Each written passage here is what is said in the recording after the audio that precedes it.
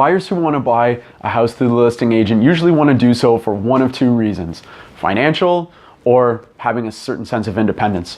Today I want to go over the financial motivation and discuss why buying property through the listing agent for that reason in particular usually doesn't end up working out at all. So here's the scenario. A savvy buyer wants to work directly with the listing agent in order to try and eliminate the need for having two realtors involved in the process. This could potentially reduce the total amount of commission that the seller has to pay, therefore creating room for a discount on the eventual sale price of the home. So let's compare a situation where a seller has to pay full commission versus that scenario that I just described and see how it works out with numbers in real life. So let's say we have a property and the seller is asking $900,000, and under the current market conditions, it wouldn't be unreasonable to think that the seller could achieve a sale of $900,000, assuming that the asking price is reasonable. Let's use 5% as a total commission that the seller would have to pay, 2.5% to the agent representing them, the listing agent, and 2.5% to the buyer's representative. That would mean that the seller would net, not including things like whether they have a mortgage or legal closing costs or anything like that, after tax, $849,150. So let's take a look at scenario 2, which would go over the circumstances in which I described not too long ago. The seller is asking $900,000, same property, and the buyer has acquired the services for the listing agent and has convinced them to only work for, 1% on the buy side of things, and then the listing agent is still welcome to take the 2.5% from their seller. So the seller is only paying 3.5% commission in total. The buyer thinks that this would end up with a savings to the seller of $13,500, and so the buyer therefore submits an offer at $886,500. So after tax, and again, not assuming any other cost for the seller would net $851,439.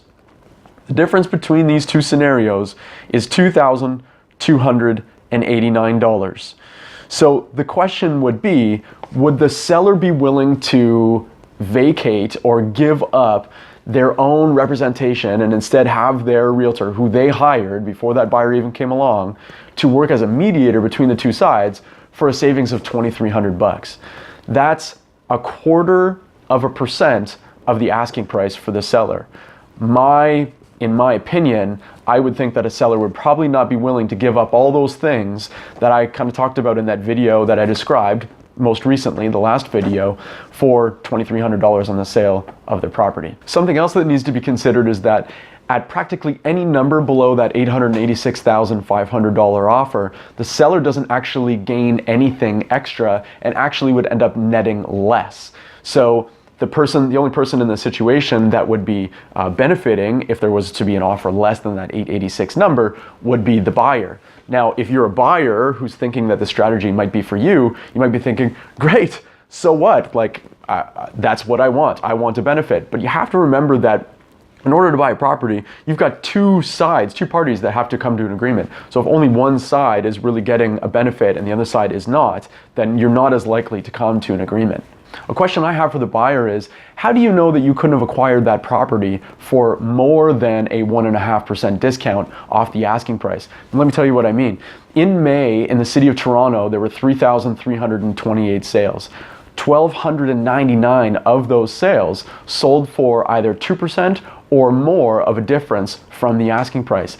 That's almost 40%. 40% of the sales that happened in May came at a 2% or more difference from the asking price. But only having one realtor involved in the situation, acting as a mediator between the two sides and basically leaving the seller and the buyer to negotiate on their own behalf, probably leaves very little chance for you as the buyer to achieve that 2% more or greater discount. Now, don't get me wrong, this strategy can work for a buyer, but the typical mentality of a buyer who is using this strategy usually ends up thinking more of themselves than they are thinking of a way that they can come to mutually beneficial terms between them and the seller, and they usually end up shooting themselves in the foot. So working with the listing agent directly in order to buy a property and eliminating a second realtor, in my opinion, don't do it. It usually doesn't end up working out for anyone. See you next time.